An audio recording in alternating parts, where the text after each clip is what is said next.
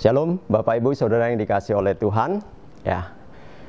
Selamat hari Minggu, selamat beribadah di rumah saja.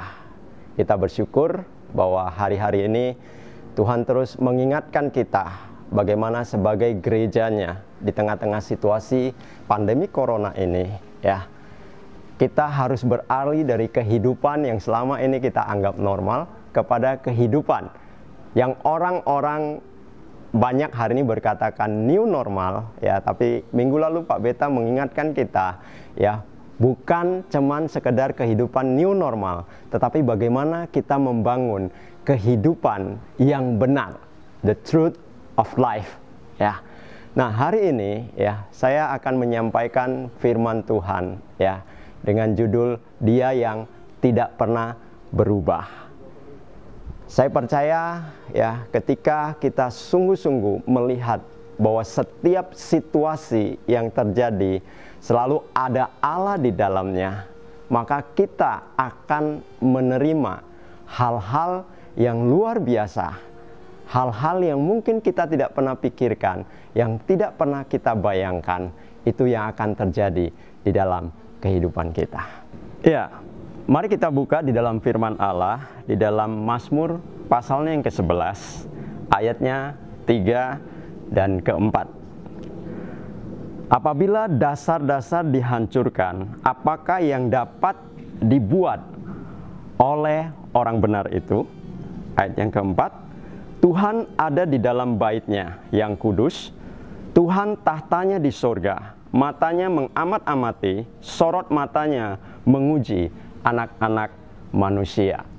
Bapak Ibu Saudara dikasih oleh Tuhan, ketika Daud menulis kitab Mazmur ini dengan sebuah pertanyaan, dikatakan apabila dasar-dasar dihancurkan, apakah yang dapat dibuat oleh orang-orang benar? Ya. Luar biasa, dia tidak memberikan jawaban dari pertanyaan tersebut, tetapi justru dia berkata, yang disinggung oleh Daud adalah Tuhan ada di dalam bait-Nya yang kudus. Tuhan tahtanya di surga, matanya mengamat-ngamati, sorot matanya menguji anak-anak manusia. Bapak Ibu Saudara dikasih oleh Tuhan, ya. Ketika Tuhan mengizinkan hal-hal yang buruk terjadi, ya, seperti sekarang ini, ya, situasi pandemi Covid ini, orang selalu berpikir mungkin ini adalah sesuatu, ya, yang buruk yang sedang terjadi di tengah-tengah kita. Jangan lupa, ya, bahwa Tuhan tidak pernah menciptakan atau Tuhan tidak pernah merancangkan hal-hal yang buruk kepada manusia, ya. Tetapi Tuhan selalu memiliki maksud, selalu memiliki rencana di dalam setiap situasi yang ada. Daud mengingatkan kita, walaupun situasi buruk, artinya apabila dasar-dasar dihancurkan dan kita orang-orang benar sepertinya bukan sepertinya lagi, kita juga mengalami dampak dari situasi yang terjadi hari-hari ini. Apakah Tuhan diam? Seolah-olah mungkin kita melihat Tuhan itu diam, ya, karena dikatakan Tuhan ada di dalam bait-Nya yang kudus. Tuhan tetap ada di tahtanya, artinya Tuhan tidak pernah berubah. Mau situasi seperti apapun yang terjadi, Tuhan itu tidak pernah berubah. Kalau Dia adalah Allah yang baik, Dia adalah Allah yang luar biasa, Dia adalah Allah yang memperhatikan dan mengasihi umat-Nya, Dia tetap Allah yang sama dari dahulu, sekarang, dan sampai selama-lamanya. Dan kalau kita lihat apa yang dialami orang-orang yang terdahulu, yang tertulis di dalam kitab suci kita, ya, ketika mereka mengalami situasi-situasi yang sulit, Yusuf, ya, harus menghadapi penjara, ya. Apakah waktu itu Tuhan tidak ada bersama-sama dengan dia? Ketika Musa harus terusir dari istana Firaun dan dia harus ada di padang gurun selama 40 tahun, apakah Tuhan tidak ada di sana? Ketika Daniel, seorang yang pintar, dia harus menjadi seorang tawanan, ya, dibawa ke negeri Babel, ya. Apakah Tuhan tidak ada di sana? Sekali lagi tidak, ya. Ingat, Tuhan selalu memiliki maksud, memiliki rencana di dalam setiap situasi yang terjadi di dalam kehidupan orang-orang yang dikasihinya. Terbukti, Yusuf dari penjara, dia menjadi orang yang berkuasa di istana. Musa dari seorang pengembala di padang gurun, dia dipercayakan bagaimana dia memimpin satu bangsa. Daniel, seorang tawanan, bagaimana dia diangkat posisinya menjadi seorang kepercayaan raja. Jadi Bapak Ibu Saudara yang dikasih oleh Tuhan, mata Tuhan itu, firman Tuhan katakan tadi ya, matanya menguji, mengamati anak-anak manusia. Karena apa saudara? Karena Allah, sekali lagi, dia selalu memiliki maksud yang luar biasa untuk dia lakukan di dalam kehidupan orang-orang yang dikasihinya. Bapak Ibu ingat kisah tentang bagaimana ketika murid-murid bersama-sama dengan Tuhan Yesus. Tertulis di dalam Markus pasalnya yang keempat. Ketika mereka ada di atas perahu, sedang ada dalam perjalanan. Lalu ada badai datang. Ada topan yang menggoncangkan perahu mereka. Ingat saudara, mereka tidak naik kapal, mereka naik perahu. Saya bisa merasakan karena saya senang memancing di laut ya, naik jukung saudara. Ketika ombak datang, itu baru ombak, belum badai, belum topan. Itu sudah membuat kami yang ada dalam jukung itu udah agak ketakutan. Apalagi ini mereka ada di dalam perahu dan ada topan. Saya bisa bayangkan, hari itu semua murid-murid yang ada di dalam perahu tersebut, mereka ada di dalam situasi ketakutan. Karena air sudah mulai masuk, ya firman Tuhan mencatat air mulai masuk ke dalam perahu tersebut. Dan mereka mulai bingung, apakah mereka itu menjadi akhir hidup mereka? Apakah mereka akan tenggelam, mereka akan karam ya ke dasar danau tersebut, ya atau seperti apa? Tapi yang luar biasa saudara, di tengah-tengah kekalutan mereka, ya, mereka mencari satu pribadi yang ada bersama-sama dengan mereka, yaitu Yesus, pribadi Yesus sendiri. Ya, mungkin mereka berpikir pada waktu itu, jangan-jangan ya Yesus juga ada dalam situasi yang sama dengan mereka. Tapi apa yang terjadi? Mereka menemukan, ya, Alkitab mencatat Yesus sedang tertidur, ya. Di tengah-tengah badai, di tengah-tengah topan, Yesus tertidur, saudara. Ya. Apakah Yesus tidak merasakan badai tersebut? Saya percaya pasti dia merasakan goncangan itu. Tetapi dia tahu, ya, karena badai, alam, ya, semua apa yang terjadi semesta ini, itu ada di bawah kekuasaannya. Dan dia sedang ingin melihat apa yang menjadi respon dari murid-murid yang ada bersama-sama dengan mereka. Ketika mereka berteriak-teriak, ya, ada badai, Tuhan ada badai, apa yang harus dilakukan? Ya, ingat, ketika menghadapi badai tersebut, Tuhan Yesus tidak membaca mantra, Tuhan Yesus tidak harus berlutut atau apapun, ya. Tuhan Yesus hanya mengucapkan dua kata, diam, tenanglah. Dan apa yang terjadi? Dalam sekejap, seketika itu juga, ya, badai itu langsung reda. Topan tersebut langsung berhenti. Dan semua kembali tenang, semua kembali senyap. Artinya apa? Tuhan Yesus selalu tahu yang terbaik yang dia akan lakukan kepada orang-orang yang percaya, berharap, dan bergantung kepadanya. Coba kita lihat di dalam Yesaya 55 ayat 8 dan 9. Ya, firman Tuhan berkata, sebab rancanganku bukanlah rancanganmu, dan jalanmu bukanlah jalanku.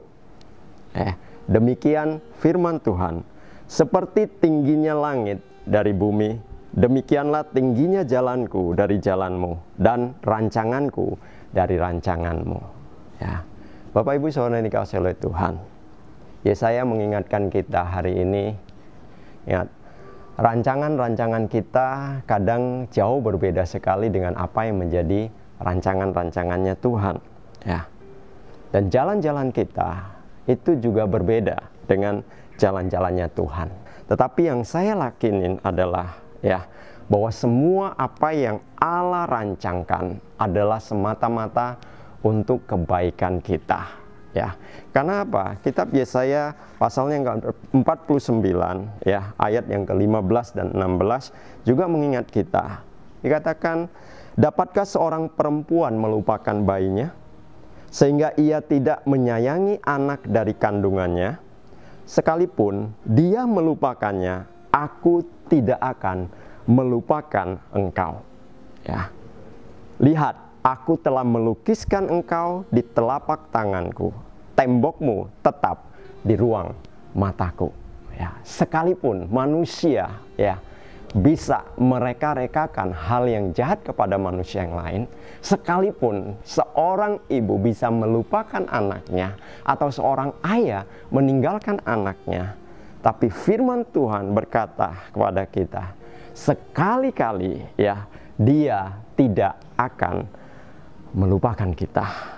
Sebab apa? Sebab kita ini ya telah terlukis di telapak tangannya. Artinya seluruh kehidupan kita ada di dalam perhatian daripada Allah kita. Jadi Bapak Ibu Saudara yang dikasih oleh Tuhan ya,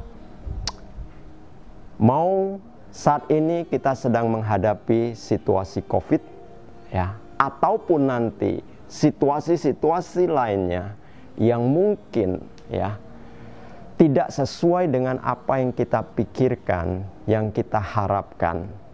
Ingat, Allah kita adalah Allah yang setia. Sekali-kali Dia tidak akan pernah meninggalkan kita. Karena apa? Karena kita ini berharga di hadapannya.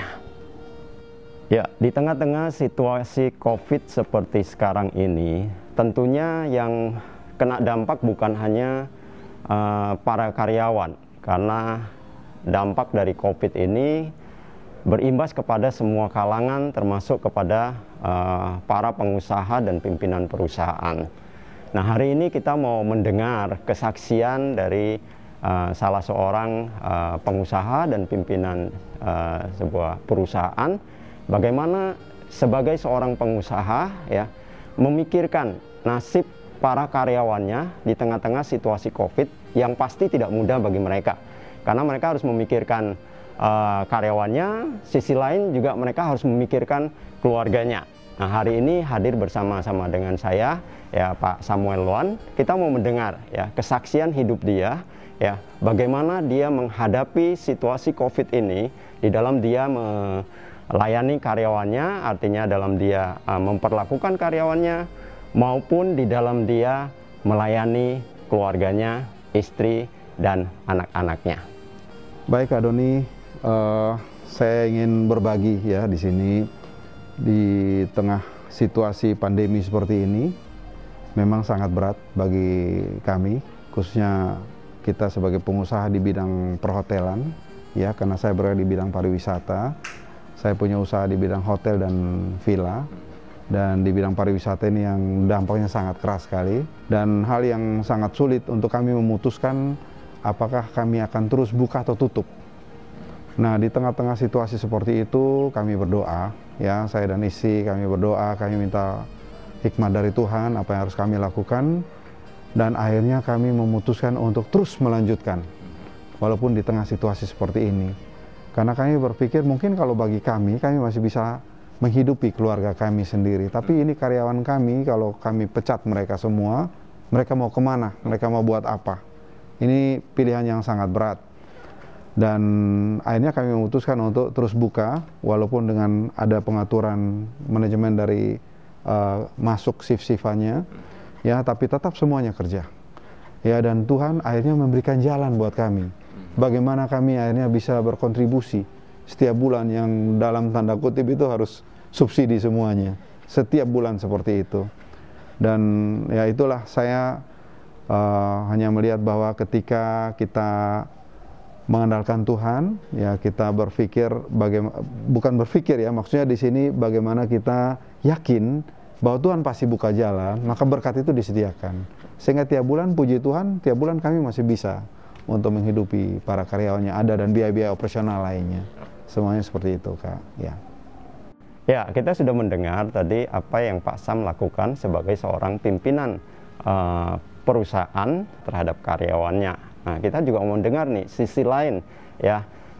Pak Sam ini sebagai seorang suami, juga sebagai seorang ayah bagi anak-anaknya, ya.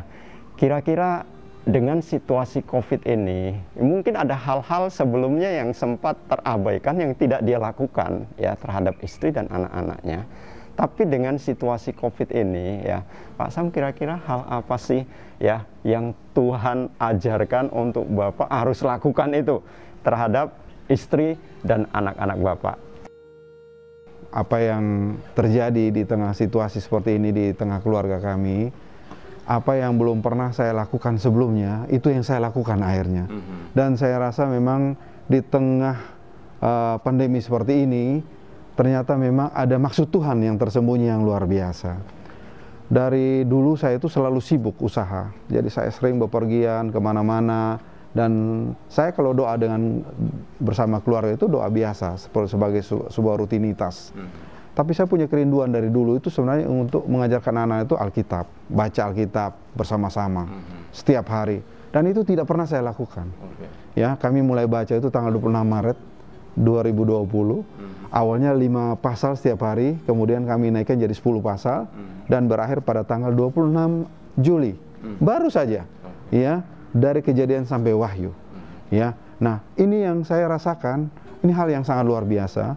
Karena pagi itu kami bangun itu, saya katakan kepada anak-anak, sebelum melakukan apapun, baca Alkitab. Ya, dan kemudian sore kita renungan bersama-sama. Kita bersama-sama dengan anak-anak, itu satu hal yang sangat luar biasa, bisa baca Alkitab bersama-sama, renungan bersama-sama. Dan juga setiap minggu saya yang pimpin ibadah. Ya, saya pimpin ibadah, anak-anak yang siapkan puji-pujian, video dan lain-lain. Kita memuji Tuhan, kalau saat perjamuan saya yang pimpin perjamuan, mereka yang siapkan juga cawannya, siapkan roti perjamuan. Nah, ini yang saya melihat bahwa Tuhan sedang mengajarkan saya untuk betul-betul hidup sungguh-sungguh kepada Tuhan. Ada hal yang luar biasa yang Pak Sam putuskan di tengah-tengah situasi pandemi COVID ini, yaitu dia memutuskan untuk dia mengambil doa puasa. Yang pertama, dia memutuskan hanya 21 hari, tetapi setelah 21 hari selesai, ya, beliau menambahkan untuk memperpanjang 7 hari lagi, jadi total 28 hari. Nah, hari ini kita mau mendengar, ya, apa sih alasan Pak Sam, ya, mengambil doa puasa sampai 28 hari, ya. Tentunya ada hal-hal khusus yang Pak Sam memutuskan untuk mengambil doa puasa 28 hari tersebut. Ya, jadi gini Kak Doni, awal saya mengambil keputusan untuk puasa 21 hari, kemudian tambah lagi 7 hari jadi 28 hari. Ya, karena pertama situasi usaha ini benar-benar sebenarnya sangat berat, ya.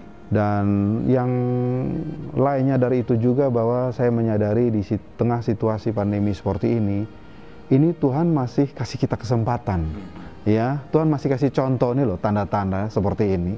Ya, bagaimana kita tidak mau berserah sungguh-sungguh kepada Tuhan. Bagaimana kalau sesuatu itu terjadi tiba-tiba dan selesai. Tidak ada kesempatan lagi untuk bertobat, untuk pemulihan dan lain sebagainya. Berkat yang Tuhan berikan buat saya, talenta apapun yang Tuhan berikan buat saya mau pakai ini untuk jadi saluran berkat buat orang lain, untuk kemuliaan nama Tuhan. Saya harus ambil keputusan ini dan tidak boleh main-main. Ya, kalau hanya puasa 1-2 hari, saya pikir itu biasa aja. Saya langsung ambil keputusan 21 hari. Bayangkan dalam umur 50 tahun saya belum pernah lakukan itu. Dan saya mau lakukan ini. Ya, dan pada saat saya lakukan itu, betul-betul saya merasakan damai sukacita yang luar biasa. Ya, di tengah-tengah situasi doa puasa 28 hari, ya, yang dilakukan oleh Pak Samuel, ya, ternyata ada hal khusus yang terjadi, saudara, ya. Nah, coba kita mau dengar nih, apa sih yang Pak Sam hadapi ketika dalam situasi doa puasa, ya, 28 hari tersebut. Jadi kejadian yang saya alami saat berpuasa itu, ya, Yang paling utama itu adalah ketika anak bungsu saya, namanya kebetulan sama dengan saya, Samuel Junior, tiba-tiba suatu malam dia mengalami panas tinggi, 38,6 derajat Celcius. Nah, selama ini mereka semua kan di rumah. Saya ini yang beberapa kali keluar ke rumah. Di situasi pandemi seperti ini kan, timbul kekhawatiran ini panas ini, jangan-jangan saya ada bawa virus ke rumah, kemudian anak saya kena. Wah, pada saat seperti itu, saya memang bukan soal lihat bagaimana dia sakit atau apa. Yang saya lihat adalah bagaimana saya dalam keadaan seperti ini, ya, saya mau tumpang tangan kepada dia, saya doa, ya, dan yang saya rasakan saat itu adalah Tuhan menjamah anak saya. Saya doa sungguh-sungguh pada Tuhan. Dulu kalau anak sakit, saya tuh lebih andalkan ke dokter, ya kan, ke rumah sakit, ada uang untuk bayar, gitu loh. Ya, paling ayo kita ke rumah sakit. Biasanya saya seperti itu. Kali ini lain. Saya tidak ingat itu rumah sakit, saya tidak ingat itu dokter, saya tidak ingat uang berapa yang ada. Saya ingat Tuhan. Saya sungguh-sungguh, saya serahkan hati saya, hidup saya serahkan sama Tuhan. Saya doa sungguh-sungguh, saya tumpang tangan anak saya bersama istri dan anak saya yang lain, kami tumpang tangan, dan saat itu saya nangis benar-benar. Saya serahkan kepada Tuhan. Saya bilang, Tuhan, kalau masih ada dosa dalam hidup saya, biar sakit anak ini semua saya yang tanggung. Jangan pada anak saya, Tuhan. Biar saya, kalau apapun biar saya yang alami, jangan anak saya, Tuhan. Ya, waktu itu saya sungguh-sungguh, saya rasa kalau dulu saya doa tuh kayaknya ada penghalang gitu ya. Tapi sekarang saya doa, saya lepas. Dan saya bisa merasakan mujizat Tuhan yang terjadi. Jadi dalam puasa inilah yang terjadi, itu mujizat-mujizat, Kak. Ya, mujizat Tuhan terjadi, mulai besok panasnya mulai turun. Nah, dalam 3 hari berturut-turut itu tiap hari diambil darahnya dari laboratorium. Ya, sampai di hari ketiga betul-betul sembuh, total, normal. Wow, itu sukacitanya luar biasa, benar-benar amat sangat luar biasa. Ya, dan masih ada mujizat-mujizat lain yang saya rasakan selanjutnya, Kak. Pertanyaan terakhir yang saya akan tanyakan kepada Pak Samuel Luan adalah, ya, hal apa sih yang Tuhan ajarkan secara khusus, ya, buat Pak Samuel, ya, di tengah-tengah situasi COVID ini, maupun di dalam doa puasa yang Pak Sam lakukan, yang saya percaya ketika Pak Sam membagikan ini bisa menjadi berkat dan kekuatan bagi setiap jemaat, bagi Bapak Ibu Saudara yang mendengar kesaksian ini. Hal khusus yang saya rasakan, ya, di tengah situasi pandemi seperti ini dan di tengah dari puasa saya betul-betul saya melihat bahwa saya ingat di Mazmur 128 ayat 1 sampai 6. Ya, intinya di situ adalah sesungguhnya demikianlah diberkati seorang laki-laki yang takut akan Tuhan. Istrinya akan seperti pohon anggur yang tumbuh subur di rumah, dan anak-anaknya seperti tunas pohon zaitun di sekeliling mejamu. Nah, itu yang saya rasakan. Kita sebagai seorang ayah, sebagai seorang suami, ya, harus hidup betul-betul dekat dengan istri, dengan anak-anak. Harus ada pemulihan kalau ada masalah, ya. Nah, ketika saya terjadi pemulihan dari istri saya dan anak-anak saya, itu hidup kami sangat luar biasa. Ya, diberkati luar biasa dalam hal hubungan, relation yang selama ini kadang saya terlalu sibuk dulu, itu sangat dekat. Ya, semakin dekat. Dan itu yang saya rasakan. Ya, hal yang luar biasa dulu dengan istri saya. Juga kalau mungkin ada masalah seperti itu, ya, itu biasanya saya emosinya tinggi. Ya, saya yang marah, saya ini, ya. Tapi sekarang istri saya yang ngomel pun saya bisa sabar. Saya bisa diam, saya bilang iya ma, ya sayang, ya, seperti itu. Jadi Tuhan merubah saya ini luar biasa sekali. Ya. Kemudian yang berikutnya lagi adalah kita hidup tidak boleh mengandalkan manusia. Ya, kita harus selalu mengandalkan Tuhan. Ya, seperti tadi saya cerita, saya ada masalah, ya, karena saya mengandalkan manusia sehingga mengalami kekecewaan. Saya ingat di Yeremia 17 ayat 5 dan 7, terkutuklah orang yang mengandalkan manusia. Nah, ayat 7-nya itu diberkatilah orang yang mengandalkan Tuhan. Ya, jadi saya ketika mengalami masalah itu, saya kalau dulu saya pasti marah-marah, pasti saya akan apa orangnya. Tapi sekarang saya bersyukur, terima kasih Tuhan, ini harga yang harus hamba bayar.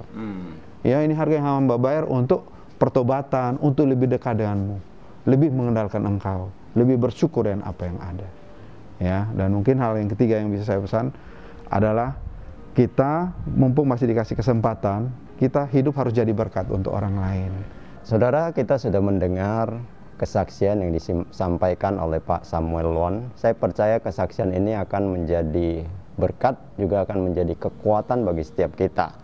Hal paling penting yang diingatkan adalah bagaimana dengan situasi-situasi seperti sekarang ini, khususnya dalam situasi COVID, atau mungkin dalam situasi-situasi lainnya yang mungkin kelihatannya tidak baik di dalam kehidupan kita, bagaimana kita tetap bisa mengandalkan Allah di dalam seluruh hidup kita. Karena kita tahu, ya, pengharapan yang tidak pernah mengecewakan itu hanya ada di dalam Tuhan. Orang-orang yang mengandalkan Tuhan, seperti yang tadi Pak Samuel ingatkan kepada kita di dalam Yeremia 17, ya, itulah orang-orang yang akan diberkati. Sementara orang-orang yang mengandalkan kekuatan manusia atau di luar daripada Tuhan, justru kutuk yang akan mereka terima. Jadi Bapak Ibu, ya, apa yang harus kita lakukan, ya, di dalam setiap situasi, di dalam setiap musim, di dalam kehidupan kita, ya. Ada 2 ayat terakhir yang mengingatkan kita, ya, di dalam Yosua pasalnya yang ke-24, ayat yang ke-14 dan 15, ya. Firman Tuhan berkata, "Oleh sebab itu, takutlah akan Tuhan dan beribadahlah kepadanya dengan tulus ikhlas dan setia. Jauhkanlah Allah yang kepadanya nenek moyangmu telah beribadah di seberang sungai Efrat dan di Mesir, dan beribadahlah kepada Tuhan. Tetapi jika kamu anggap tidak baik untuk beribadah kepada Tuhan, pilihlah pada hari ini kepada siapa kamu akan beribadah. Allah yang kepadanya nenek moyangmu beribadah di seberang sungai Efrat, atau Allah orang Amori yang negerinya kamu diami ini. Tetapi aku dan seisi rumahku, kami akan beribadah kepada Tuhan." Bapak Ibu Saudara yang dikasihi oleh Tuhan, ya, Yosua memberikan kita pilihan, sama ketika dia memberikan pilihan kepada rakyat Israel pada waktu itu, ya. Mana yang harus kita pilih? Yosua berkata, takutlah, ya, akan Tuhan dan beribadahlah kepadanya, ya. Atau kamu akan memilih hal yang lain, ya, meninggalkan Allah, beribadah kepada hal yang lain, atau percaya kepada hal yang lain. Tetapi Yosua mengingatkan, dia dan seisi rumahnya, ya, aku dan seisi rumahku akan beribadah kepada Tuhan. Hari ini, biarlah kita memutuskan yang terbaik di dalam hidup kita. Sekalipun situasi yang buruk terjadi atas perjalanan hari-hari kita, kita tetap memutuskan untuk kita tetap takut akan Allah, percaya bergantung, berharap sepenuhnya kepada Dia, dan tetap beribadah kepadanya. Sebab Dia adalah Tuhan di atas segala Tuhan, Raja di atas segala raja, dan Allah di atas segala Allah. Dan Dia tahu yang terbaik untuk Dia lakukan atas kehidupan orang-orang yang dikasihinya. Tetap percaya dan beribadah kepadanya. Tuhan Yesus memberkati kita semua.